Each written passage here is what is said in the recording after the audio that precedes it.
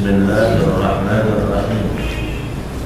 Alhamdulillahirabbil alamin. Shallallahu ala sayyidina Muhammadin wa ala alihi wa sahbihi wa sallam ajma'in. Amma ba'du, fa qawlan ta'ala wa ta'ala wa zakara wa dhikra wa nafra wa shifaa li balagha wa shifaa wa hafaa al-nasifi kitabillahi ta'ala wa sunnati rasulih sallallahu alaihi wa sallam wa ta'ala ودلالة على الخير الكبير والرجاء بوجه وثوابه سبحانه وتعالى وما له شريك له بصالح الله الذي وعمل في أمره تقدر ولم يشكرني إنه ولي ذلك والقادر عليه.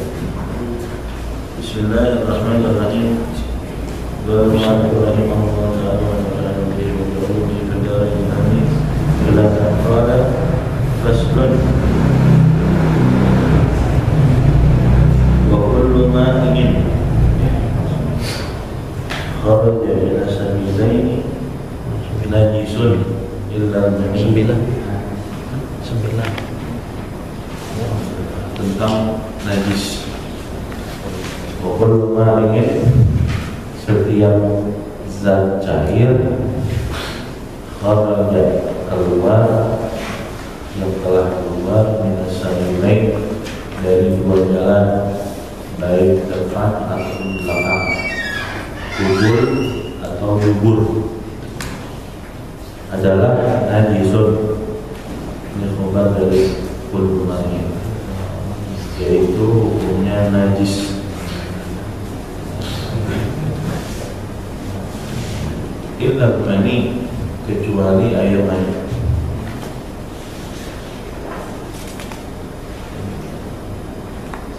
Najis secara bahasa asyai'ul mustaqdar, yaitu sesuatu yang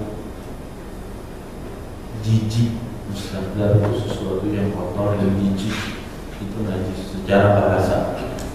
Secara bahasa masih umum. Jadi sesuatu yang najis itu secara bahasa artinya sesuatu yang kotor. Tapi menurut syariat wa syar'an kullu 'ainin haruma tanawuluha 'ala al-itlaq. Setiap sesuatu ain itu zat yang terlihat, bentuknya ain. Ain nama lain dari mata, ainun. Tapi maksud di sini yang terlihat oleh kasar mata, ainun, zat. Setiap sesuatu zat haruma tanawuluha, yang definisinya najis adalah setiap sesuatu yang diharamkan untuk dikonsumsi. Tanawuluha ala itlaq, secara mutlak. Pokoknya nggak pakai khilaf lagi, udah pasti najis. Halatul ikhtiyar, dalam keadaan ikhtiar. Ikhtiar itu dalam keadaan pilihan diri sendiri, bukan karena dipaksa, bukan karena darurat. Itu namanya halatul ikhtiar. Ma'asuhulat tamyiz, bersamaan dengan mudah untuk membedakan. Nanti kita buka atau ada kalimat satu-satu ini.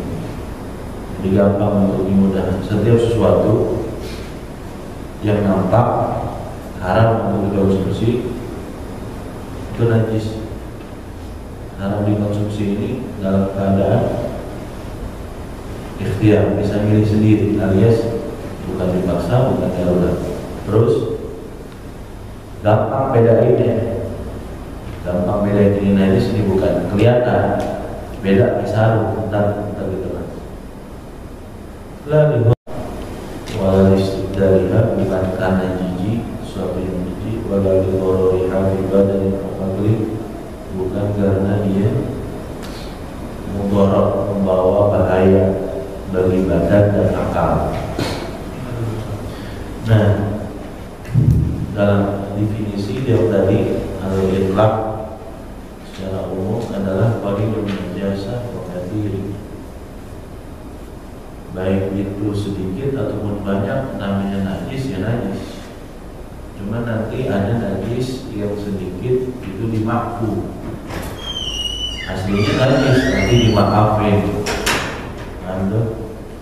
Tapi kalau namanya najis nggak, biar kata sedikit najis, apalagi banyak. Terus makna ikhtiar itu adalah bukan dipaksa kecuali darurat, yaitu darurat. Fa'innaha tubihu tanawul najasa. Bisa jadi dalam keadaan darurat yang tadinya haram jadi halal. Contoh misalnya ada orang kelaparan di tengah padang pasir, di tengah hutan, nggak ada makanan yang bisa dikonsumsi kecuali ada bangkai di depannya, ada harimau mati misalnya, itu haram dimakan. Tapi dia udah kebangetan udah kebangetan lapar, boleh dikonsumsi walaupun ini najis, tapi cuma sadur romak, cuma boleh menutupi rasa lapar doang, nggak boleh sampai batas kenyang. Nah itu, jadi nggak boleh sampai kenyang, nggak boleh. Jadi batasannya sampai apa ya? Iya, hilangnya rasa lapar. Seperti kejadiannya Syekh Abdullah bin Mubarak. Jadi banyak kisah menarik Syekh Abdullah bin Mubarak. Ini wali min awliyaillah. Syekh Abdullah bin Mubarak dia pernah mendapatkan anak sama ibunya lagi makan bangkai. Tatkala di tengah perjalanan dia melaksanakan haji. Terus kemudian dia bingung antara meneruskan perjalanan haji dan membiarkan ini ibu dan anaknya makan bangkai karena dia miskin, atau dia memberikan sebagian hartanya tapi dia nggak berangkat haji. Dia dikasih, memutuskan sebagian hartanya untuk ibu dan anaknya. Akhirnya dia nggak bareng sama jamaah yang berangkat haji, dia malah ke kampung setempat, dia tinggal di situ sampai musim haji selesai. Baru habis itu dia pulang. Tapi kebiasaan orang kampung ketika mendapatkan orang baru pulang haji, dia bilang haji mabrur, wasaqi masyhur, bagi-bagi mabrur. Syekh Abdullah Mubarak disambut dengan kalimat ini, wahai Syekh, mudah-mudahan haji ente mabrur, mudah-mudahan saya ente masyhur, diterima oleh Allah, dan mudah-mudahan apa yang ente kerjakan selama manasik haji dan umrah ini menjadi tijarah dalam tabur, menjadi perniagaan pahala yang tidak pernah rugi di sisi Allah. Jadi Syekh Abdullah Mubarak dalam hati kecilnya, ya Allah, ini bohong nih orang nanti nggak sampai haji, cuma sampai Cengkareng terbalik, ya ya. Dulu aja ngalamin banyak kalau musim haji itu jamaah Indonesia yang dikibulin sama orang. Dia lantaran sampai udah kantong malu di Cengkareng, orang yang dia setorin duitnya kagak datang. Akhirnya banyak dari sisa yang dia punya diberikan tiket ke Yaman. Jadi selama sebulan dia di Yaman. Jarang kalau ada yang cerita amannya, ya Allah, saya sudah jual sawah buat pergi haji, nyakutnya di sini. Nah, ya walaupun secara batin sebenarnya yang hakiki juga ini menggantikan antara haji dan umrah sama segala hal dari banyaknya awliya sholihin, dari majelisnya yang banyak. Tapi dia pengennya kan haji dan umrah, karena dia pikir haji dan umrah ini merupakan kewajiban dan pelengkap daripada rukun Islam. Jadi kita bagian ngantri tuh jadi kayaknya. Gimana caranya nih orang farhan, nih orang girang, walaupun dia sedih. Nah, Terus sama kayak Syekh Abdul sampai tibalah rombongan yang asli kurang dari haji juga bilang sama Syekh Abdul Barak haji mabrur, Syekh Abdul Kang Dawud dibisikin, nanti kan ke haji, nanti kan ke umroh, nanti kan tahu di tengah perjalanan nanti ketemu wanita yang kelaparan, nanti akhirnya tak meneruskan karena dikasih sebagian pembekalan nanti dikasih dia agar dia tak miskin. Kata yang lain, orang saya melihat engkau lagi tawaf, satu lagi anda melihat ente lagi sa'i, satu lagi wahai Abu Bakar, anda melihat ente di Arafah lagi wukuf, lagi mabit semua jamaah teman-teman ini yang benar haji melihat Syekh Abdul bin Barak berada di tengah suci Mekah. Di tempat bikum malam jadi mimpi bertemu sesuatu, ada suara tetapi nggak ada wujudnya, namanya hatif. Hatif ini sekarang dipakai dalam bahasa Arabnya, hatif itu telepon, handphone, ada suara, ada wujudnya, benar nggak? Kita di mana? Di sini, ini siapa yang ngomong? Dulu hatif itu suara modelnya kayak wahyu, cuma ini bukan nabi, ilham. Faqabilallah sadaqataka, Allah telah menerima sedekah ente wahai Abdullah bin Barak. Terus sebagai gantinya Allah ganti dengan satu malaikat setiap tahun haji badali buat ente. Sampai yang mulia ganti daripada sedekah dia kepada itu janda dan anak yang yatim, Allah ganti dengan apa? Malaikat yang senantiasa haji tiap tahun. Ada Syekh Abdullah bin Barak, dan terkenal Abdullah bin Barak ini girang namanya tamu, karena menyambut tamu itu hukumnya sunnah. Bahkan memberikan apa yang kita punya kepada tamu itu hukumnya sangat disunahkan. Modelnya sama kayak Sayyidina Ibrahim alaihi wa ala nabiyina afdhalus salatu wassalam. Nabi Allah Ibrahim itu terkenal dengan Aba Dhaifan, bapaknya para tamu, karena dia pertama kali menerima tamu. Bahkan kalau ada tamu dia rela jalan sampai 2 mil, 3 mil untuk mendapatkan tamu biar makan bareng sama dia. Ada Syekh Masyayikh Ali Ja'far Al-Idrus, guru daripada gurunya yang paling masyhur, Ja'far Al-Idrus, sezaman dengan Habib Abdullah bin Marsyad. Sama juga, dia tinggalnya di Lubak, tempel atau Lubak Tarim. Dia kalau udah waktunya makan harus dulu ambil tamu, bahkan minta dipanggilin santri atau orang yang lewat supaya dimakan sama dia. Jadi ada tamu itu berkah. Nah, Abdullah bin Mubarak pada suatu ketika kedatangan tamu, dia nggak punya apa-apa kecuali satu kudanya yang dia punya. Akhirnya nggak pakai panjang lebar, dia pikir langsung aja itu kuda disembelih, dagingnya dibikin masakan buat menyediain tamu. Padahal satu-satunya kendaraan dia cuma itu, kuda. Dalam kitab Syafi'i kuda halal. Ya.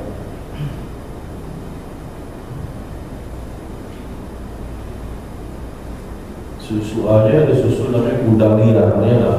Kuda liar. Jadi susu apaan? Tahu aja, baru tahu dengar iklannya doang, belum lihat benar-benar. Jadi kudanya lagi liar kali, nonton diambil susu gitu. Karena susahnya jadi mahal ya. Bininya marah. Bininya Abdullah bin Barak. Lantaran apa dia punya harta atau satu-satunya di budak, dia sembelih cuma buat ditamu. Kalau bini kita mungkin bang lu lalu apa sih bang? Cuma ditamu doang sampai motor satu-satunya, mana baru kelar kredit dijual lagi. Bahasa kita begini kali ya, nggak disembelih beneran Kak, tapi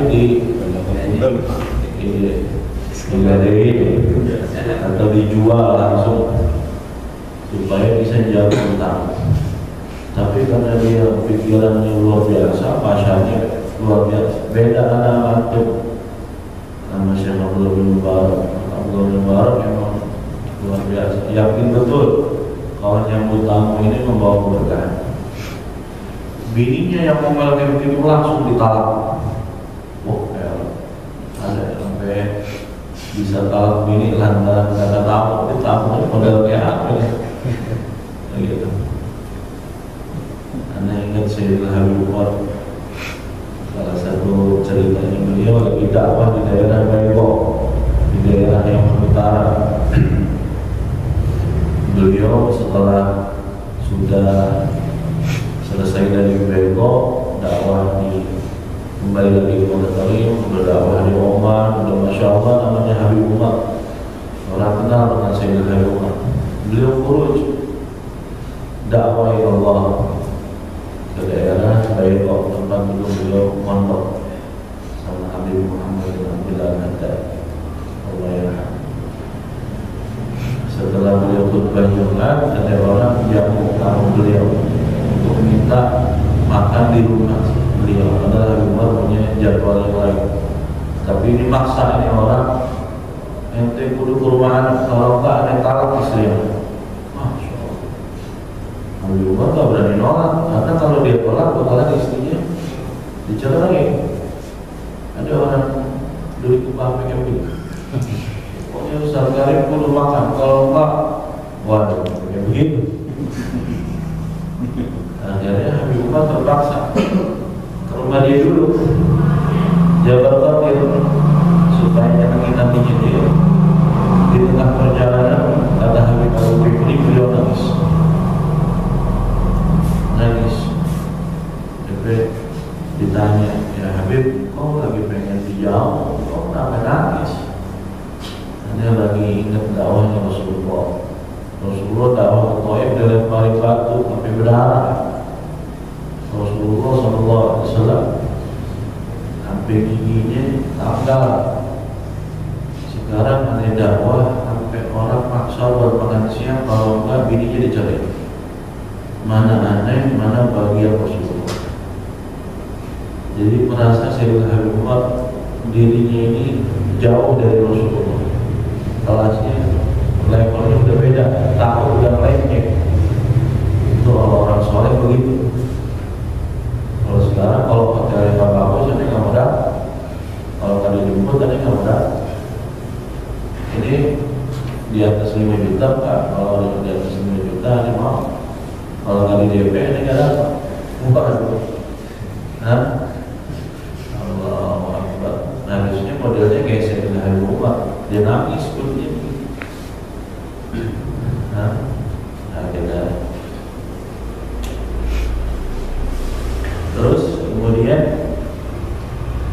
Abdullah bin Mubarak, kudanya udah disembelih buat ngasih makan di tamu, bininya ditalak, dicerai, udah habis dah. Hartanya dia udah ada lagi, kecuali yang mau berkah harapin dari Nabi Muhammad SAW yang menjadi muliain tamu. Walaupun sebenarnya adabnya kita boleh muliain tamu, tetapi hanya sekuat tenaga yang diajar. Karena khawatir kalau dipaksain nanti malah tidak menginginkan kehadiran tamu itu, karena sudah membuat ente repot. Itu batasannya. Kalau udah lewat dari luar kemampuan gak disudahin. Karena khawatir ada satu lagi sifat yang namanya bosan ketemu untuk tamu. Kenapa? Karena dari dia nih duit simpanan gue jadi habis. Nah, karena dari dia nih makanan yang aneh kagak pernah beli jadi aneh beli. Nah tuh. Tapi kalau Syekh Abdullah bin Mubarak, walaupun dia udah sembelih, walaupun dia udah talak bininya, tapi nggak ada sifatnya tadi. Tapi malah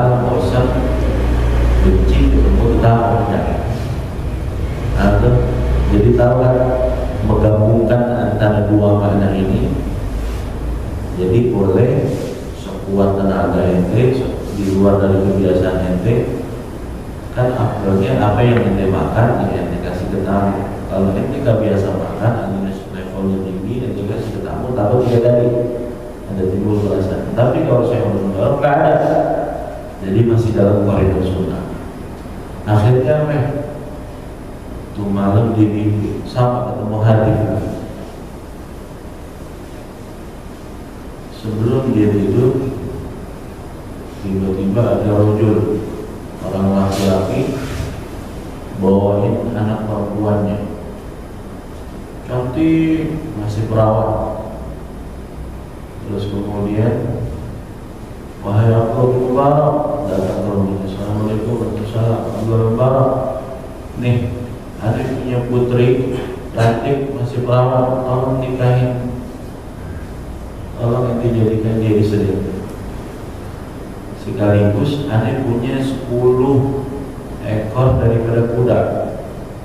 Aneh hadiah buat ente, buat nemenin apa namanya ente dengan istri. Malamnya ditambah bingung, perasaan yang aneh sebenarnya cuma 1 digantinya 10. Dengar hati, wahai Allah, sedekah ente diterima, jamu tamu ente diterima oleh Allah. Sebagai gantinya Allah ganti dengan ente talak bini ente yang ajus, yang udah tua, diganti yang masih perawan. Terus 1 ekor kuda ente yang ente sembelih buat untuk tamu, Allah ganti dengan 10 ekor kuda. Nah itu, jadi besok kalau aneh datang ke rumah ente, dijual motor ente, insya Allah dapat 10 motor berbeda. Tapi syaratnya yakin ya insya Allah Pak. Nah kalau ini ente kamu, nggak usah diterusin. Jadi dia sampai seperti itu. Terus kemudian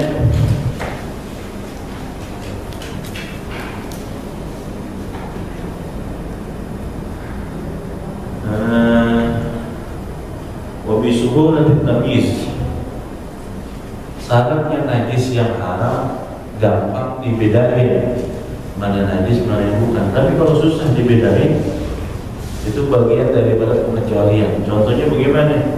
Ente lagi makan buah, ada uletnya di dalam, udah makan, namanya caplok aja, nggak. Berarti tadi temannya ada di dalam, gitu ya. Cuma udah sama sampai bumbu rujak gitu. Nah, itu namanya tidak suhu dekat tamyiz. Tidak mudah untuk membedakan mana najis mana bukan. Karena udah bercampur sama buah gitu. Tapi kalau dari sebelum motong udah kelihatan ada mana buah mana tuh ulat, yang masih caplok juga, itu baru najis, hukumnya nggak boleh, haram.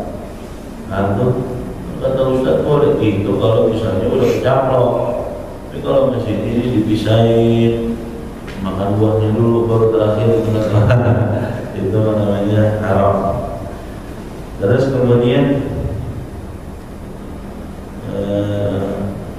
dari hormatiha, ada lagi najis sebenarnya, tapi kata dia terhormat maka tidak najis. Apa ya?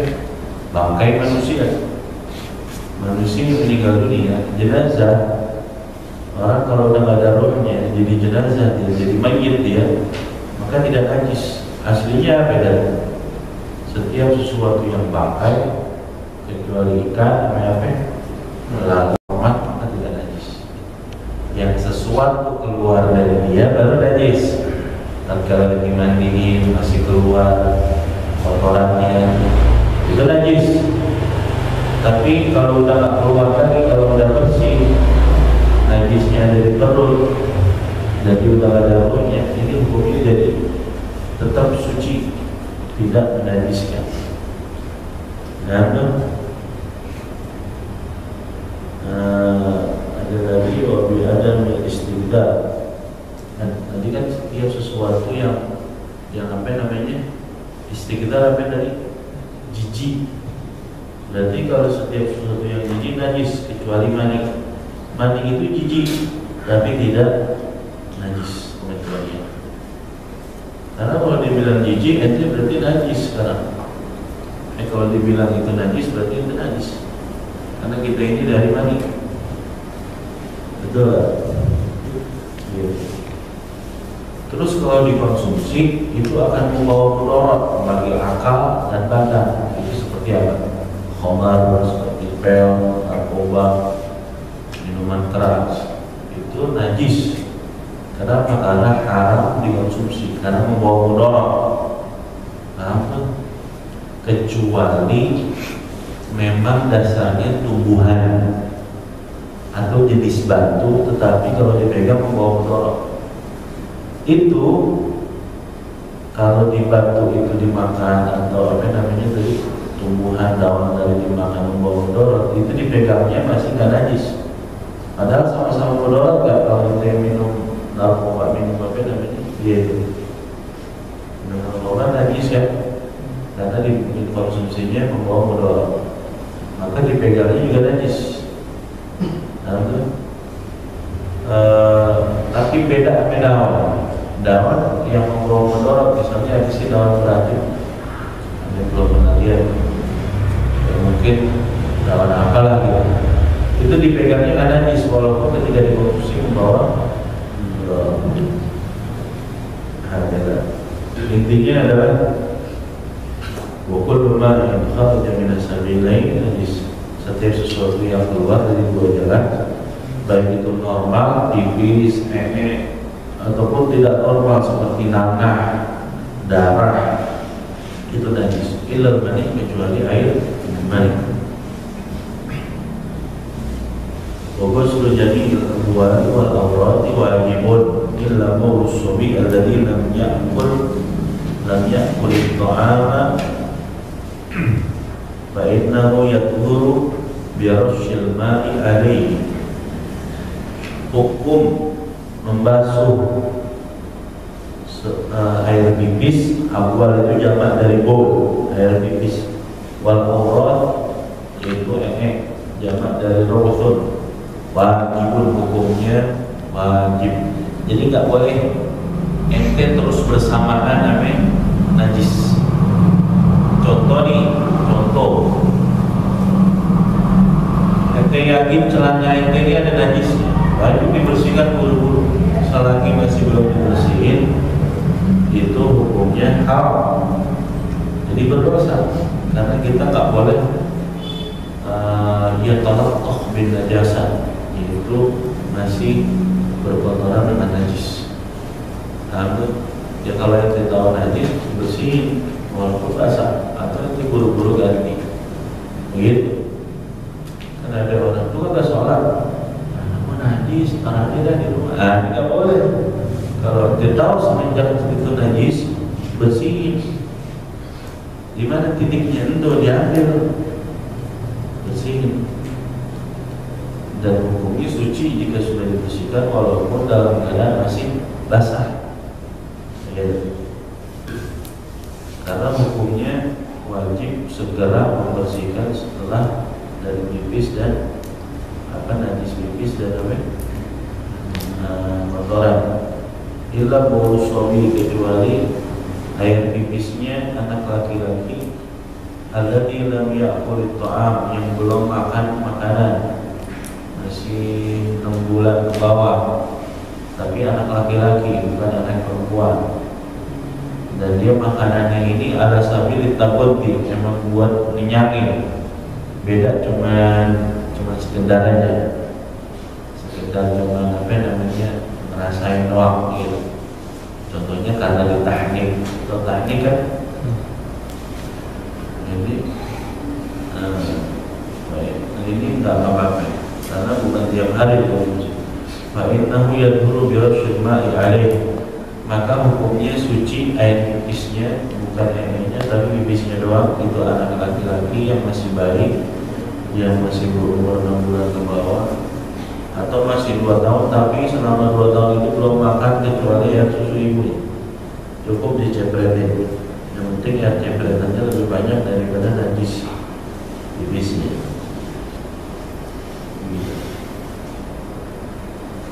wala yu'fa an syai'in minan najasat illa yasir minad dami wal qayhi wa ma la nafsa lahu sa'ilatun. Najis itu tidak dima'fu kecuali, nih berarti pengecualian najis yang dima'fu. Ingatin yang pertama, al-yasiru minad dami wal qayhi, itu yang sedikit. Yasir itu qalil, sedikit. Minad dami dari darah, wal qayhi nanah. Jadi kalau baju ente kena darah, baju ente kena nanah, maka sah dipakai untuk sholat selagi masih sedikit. Ustaz, batasan sedikitnya kayak apa? Itu umum goliban. Umumnya segede ini ya, atau poin ya, gitu. Itu di atas poin itu udah banyak. Nah, kalau masih berapa jadi poin? Ini poinnya yang mana Ustaz? Poin yang kan ada tuh. PPN dulu kan gobangan gede tuh. Ya umum aja dah, yang umum. Apa ya? Kata orang itu banyak, maka hukumnya jadi najis. Kata orang sedikit, maka najisnya sedikit alias dima'fu.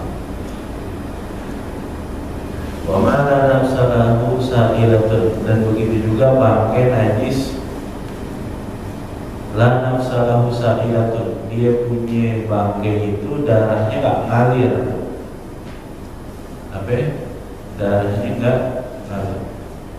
Seperti cicak ke bawah, bangkai cicak, bangkai bali, kecoa, semut, itu semua darahnya nggak ngalir. Tapi kalau udah lewat dari cicak, kayak tokek, ada hewan-hewan yang selebihnya, itu hukumnya najis. Tidak waqa'a fil ina, kalau dia masuk ke dalam air, wa mata fihi, dan dia mati di dalam air tersebut. Fa'innahu, sesungguhnya bangkai tadi yang tidak mengalir darahnya la yunajjisuhu, dan itu tidak menajiskan. Makanya kalau ada nyamuk mati di air, airnya tidak najis, boleh diminum airnya. Kalau airnya ada semut, dikeluarin semutnya baru boleh diminum airnya. Airnya nggak najis. Tapi udah tahu ada semutnya masih diminum, jangan, harus dipisahin dulu sampai kayak ada lalatnya. Jangan Ustaz, itu yang paling enak pas lalatnya itu masih ada di jangan. Kalau lalat memang ada hadisnya, karena satu racun, satu penawarnya. Nanti kalau dia ini celupin baru keluarin. Jangan pilih peres. Tentang kopinya tambah kurang, kalau nggak diperes ini peres aja. Ada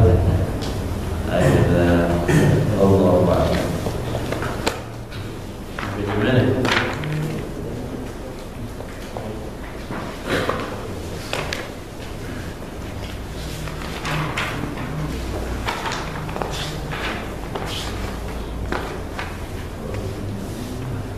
Bismillahirrahmanirrahim.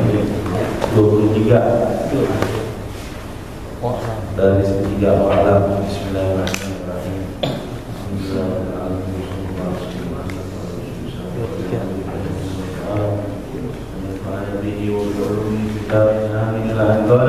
واعلم ان الشيخ المقتدى به في التعليم والاهتداء الى سبيل الغفور الرحيم يعتمد في تمكين الاتصال وحصول القبول والاقبال منه في كل حال على نية الطالب ومقصد الراغب لا ينفك منه الا اذا وقع ذلك من الطالب فاما منه فلا يحصل الانفكاك ابدا ولو اراد.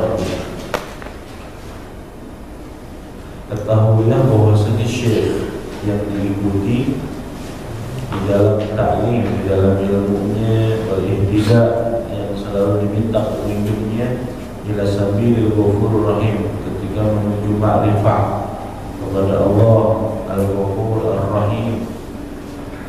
itu ya tamilu fitamkinil ittisal, itu bisa dipegang. Apanya? Di dalam HP tamkinil ittisal, di dalam memungkinkan kita sambung kepada Allah. Wa husulul qabul, syekh itu bisa jadi wasilah dia dapetin qabul, baik hajat dunia ataupun hajat akhirat.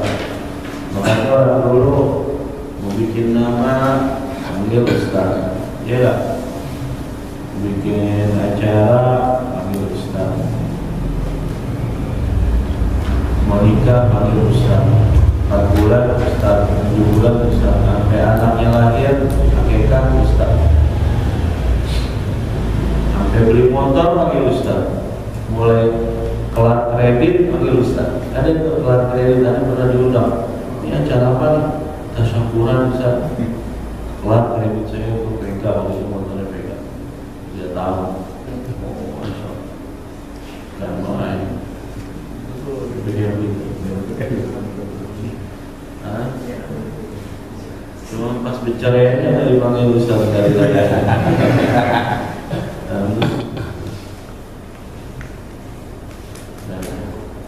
Kalau cerai itu jangan panggil ustaz. Sampai guru, ntar kita akan belajar di kitab Fathul Qorib bab nikah sampai bab perceraian. Itu kalau lagi masuk di bab perceraian itu nggak mau dibahas hanya lewat, jalan aja jalan, kecuali ditanya masail baru dia jawab. Sampai misalnya di akhir bab nikah, maksudnya dari bab nikah mau masuk bab cerai, itu nggak berhenti di sini, supaya besok pas mulai bab tolak nggak lama ya, masya Allah baru mulai langsung ngomong cerai. Dia nggak mau memulai majelisnya di awal bab cerai, dia masih udah lewatin sedikit walaupun satu ibarat, sehingga besok tinggal terusin aja. Dia nggak mau di awal. Karena dia nggak mau terjadi perceraian nanti, apa namanya, nggak mau gitu, ambil jalan baiknya begitu kalau bahasa kita ya. Ngomongin cerai aja di majelis terlalu lama kan, takut kan ya, kesambet beneran,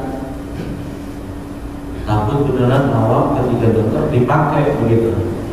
Kan ada tuh namanya bab zihar, itu nyamain bininya dengan orang yang menjadi mahram bagi dia, contohnya seperti di bunda. Anti aliyya ka dhahri ummi, itu udah bab cerai. Dia bilang maksudnya dia mau bagusin bininya, dipuji bininya, cuman puji bininya sama seperti pujian dia terhadap ibundanya, bagian tubuh dari ibundanya. Dia bilang anti aliyya ka dhahri ummi, punggung ente itu bagus seperti punggung ibu aneh. Seorang laki-laki boleh nggak gaulin ibunda? Haram.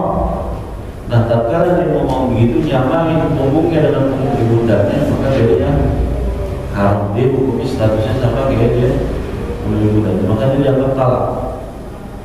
Beda sama orang yang bukan mahramnya. Contoh misalnya ada artis fulana begitu ya, wah ente mukanya mirip kayak fulana. Nah hubungan dia sama fulana itu apa? Bukan mahram. Boleh nikah juga nggak? Boleh. Berarti nggak haram. Cuman kan namanya ribet. Namanya ente mendingan ambil yang lain aja, jangan nama orang gitu. Enggak. Buka ente bagaikan bulan purnama. Enggak. Tahu nggak? Padahal bulan purnama ketika di zoom tuh geradakan. Berlomba-lomba bukan. Oh bukan, cahayanya, indahnya gitu ya. Dinantikan sebulan cuma 3 kali gitu. Kan orang kalau dinanti-nanti kan ketemunya jarang-jarang. Maksudnya ambil tampilnya begitu. Ambil.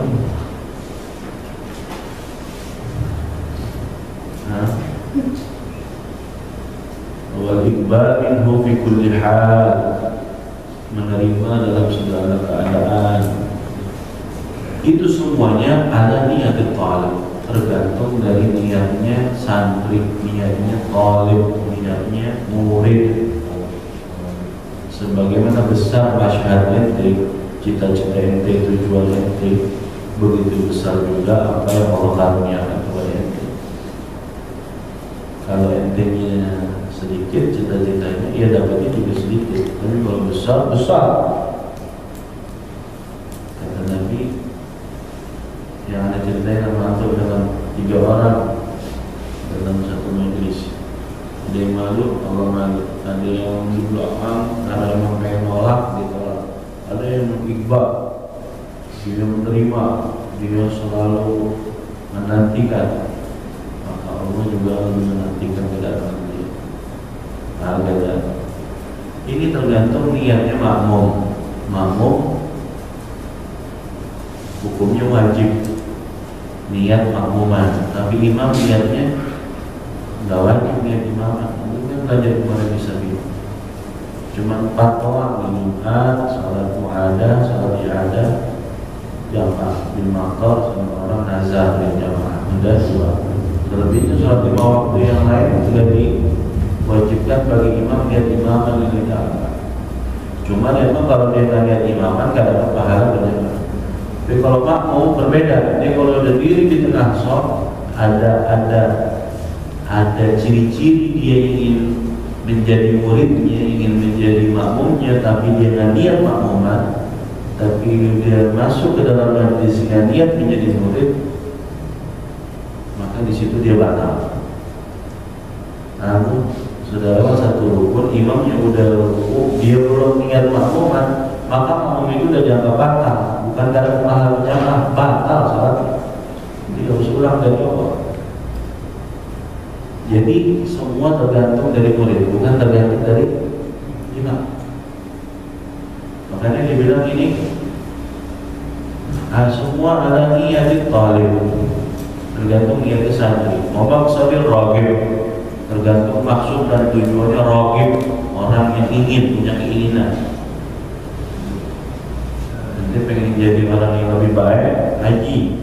Pengen jadi orang yang benar-benar santri benar. Yang KW ada banyak. Yang 100% yang original ini yang jarang. Makanya la yanfaqu minhu illa idza waqa'a dzalika min al-qalb. Tidak terlepas antara hubungan murid dengan guru kecuali yang melepas sendiri adalah muridnya. Tidak terlepas sholat berjamaah hubungan antara imam dengan makmum kecuali makmumnya sendiri yang niat mufaraqah. Kalau itu belajar, bisa nggak imam niat mufaraqah? Nggak bisa. Karena dia udah diri di situ, udah niat imaman harus dikeluarin dari awal sampai akhir. Tapi kalau makmum bisa di awal takbiratul ihram niat makmuman, tiba-tiba lagi sholat isya baru selesai rakaat pertama lagi tengah berdiri rakaat kedua. Ini ada gawean nih, ini kudu-kudu selesai nih. Langsung aja diniat awal itu mufaraqah jemaah, saya niat keluar pisah dari imam. Maka dianggap sekarang sholatnya sendiri. Dia boleh kerja itu, terus sisa sholatnya dalam keadaan sendiri. Imamnya belum kelar, dia udah kelar duluan. Boleh? Karena memang yang menyatakan berjamaah dirinya, bukan imam. Begitu juga yang mau ngaji ente bukan anda nggak perlu ente, guru nggak perlu sampai santri. Dulu guru pesan, ente kalau ngajar mau tahu tes keikhlasan 1 orang yang datang ente ajarin.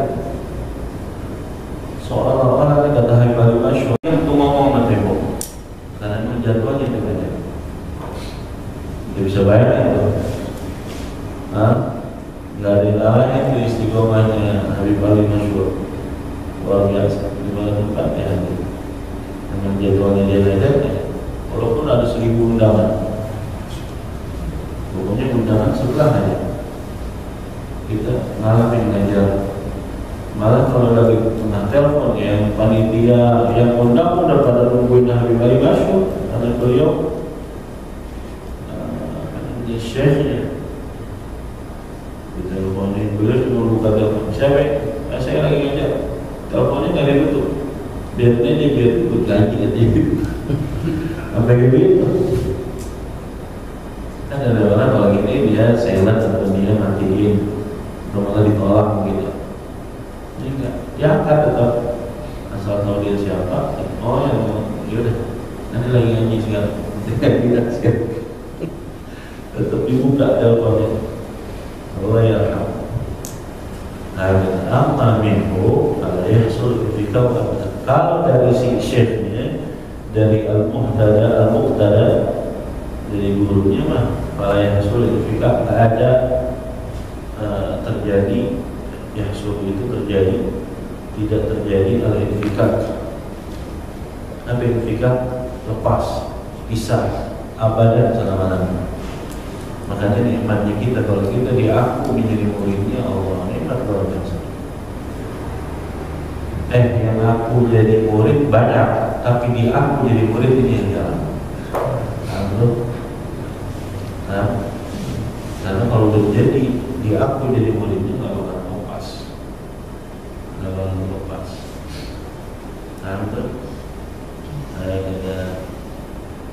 Walaupun dia kepengen untuk lepas, tapi udah kalau guru nyatakan dia, muridnya akan terus bersambung. Dan semua masyayikh kita, mata rantai kita itu semuanya kesuksesan mereka berkat dari guru. Al-Habib Ali bin Muhammad Al-Habsyi berkahnya Habib Abu Bakar bin Talib Al-Attas. Al-Imam Ahmad bin Zain Al-Habsyi berkahnya Imam Abdullah bin Ali Al-Haddad sahib Rahim. Habib Ali bin Syihab Ainul Tariq berkahnya Habib Abdurrahman Al-Masyhur. Habib Muhammad bin Salim bin Habib berkahnya Habib Abdullah bin Umar Syafi'i. Habib Ali bin Syihab Habib Umar berkahnya Habib Muhammad bin Abdullah Al-Haddad, berkahnya Habib Abdullah bin Ahmad Sukkah, berkahnya Habib Ibrahim bin Ali, berkahnya Habib Salim bin Abdullah Syafi'i, Hasan bin Abdullah Syafi'i, dan banyak masyayikh mulia. Dan anda lihat dalam mata kepala sendiri, beliau kalau di depan gurunya nggak mau putih kecuali kalau gurunya ngomong. Nanti walaupun banyak dari masyayikhnya Habib Umar yang berbalik jadi muridnya Habib Umar, tapi kalau dari depan udah marah siap kalau bahasa kita begitu. Masya Allah. Misal dzalika al-imam fi shalah. Nah ini contohnya. Misalnya adalah imam di dalam shalat.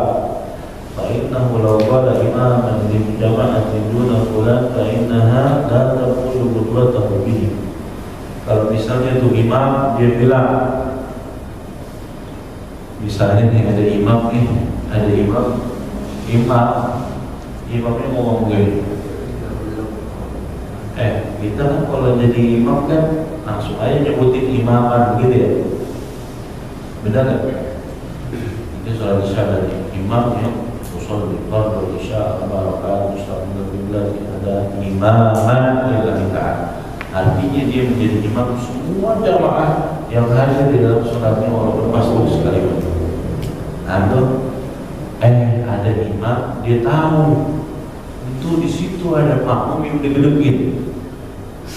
Ada satu makmum yang nggak pengen dia itu menjadi imamnya dia, tapi dia berdiri menjadi makmuman. Akhirnya dia bilang dalam sholatnya,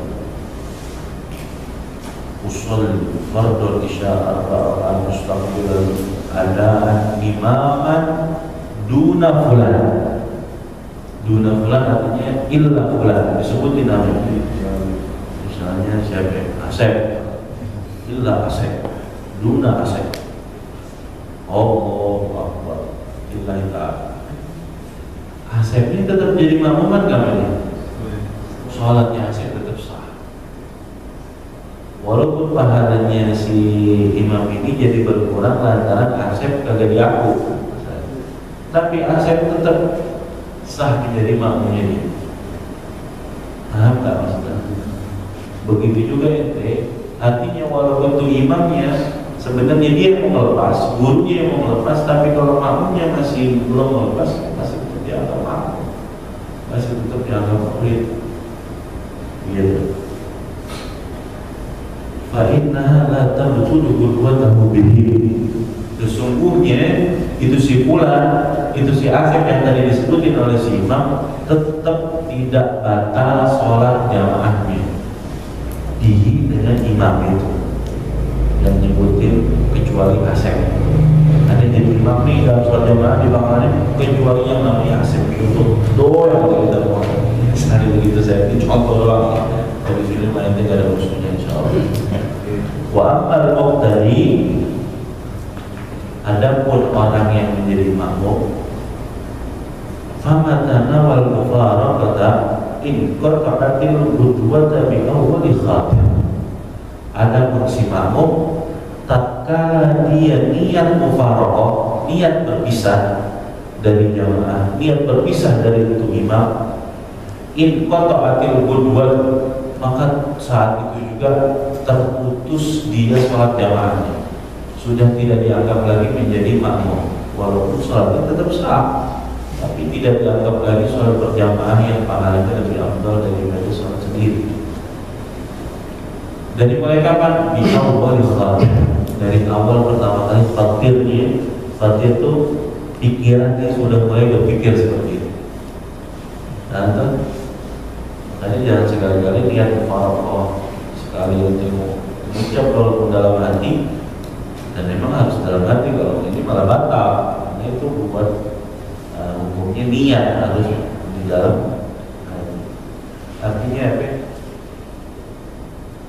Untuk anak, untuk murid, kalau dia niat mau pisah dari gurunya, udah nggak dianggap murid lagi, walaupun tuh gurunya nggak tahu. Imam tahu nggak kalau dia niat mufaraqah?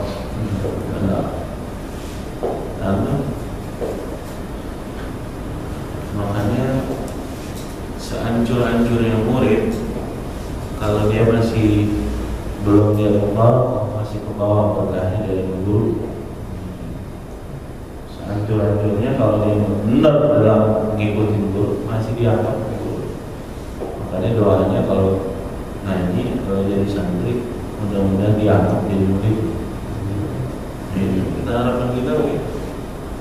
Kita udah mulazim, kita udah kenal, kita udah ngaji, jadi kalau nggak dianggap buat apa? Sama kayak ente sholat, udah masya Allah, ente puasa, tapi kalau nggak dikabul, sia-sia.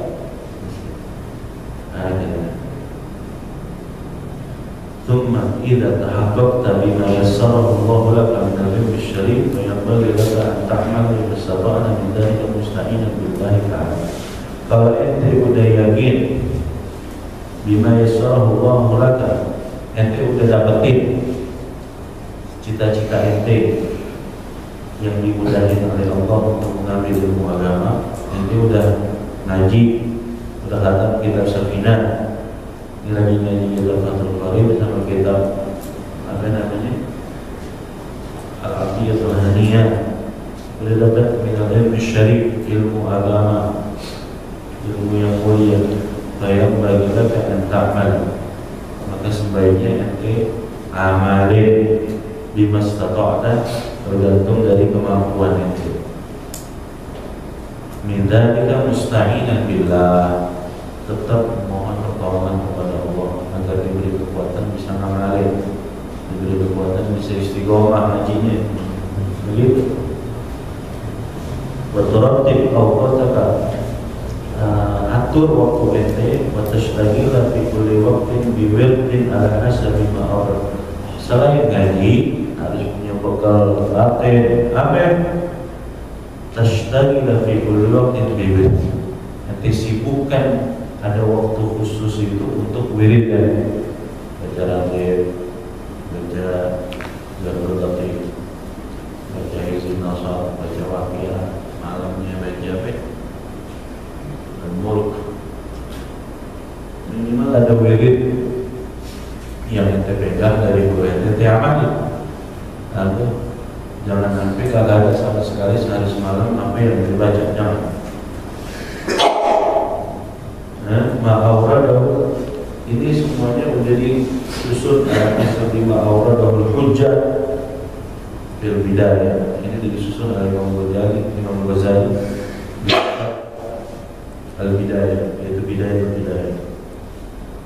wa tartib al-aurat bil aurat, kemudian wirid setiap waktu. Mudah-mudahan Allah beri kita kekuatan bisa mengamalkan ilmu, kekuatan bisa wirid. Mudah-mudahan Allah terus memberikan kita orang-orang yang mengambil ilmu agama, menjadikan kita untuk beramal ilmu. Insyaallah ilmu kita manfaat dan insyaallah dapat keberkahan dari masyayikhina. Dan ini salih wa rahmatullah bil Fatihah. A'udzu billahi minasyaitonir rajim. Ya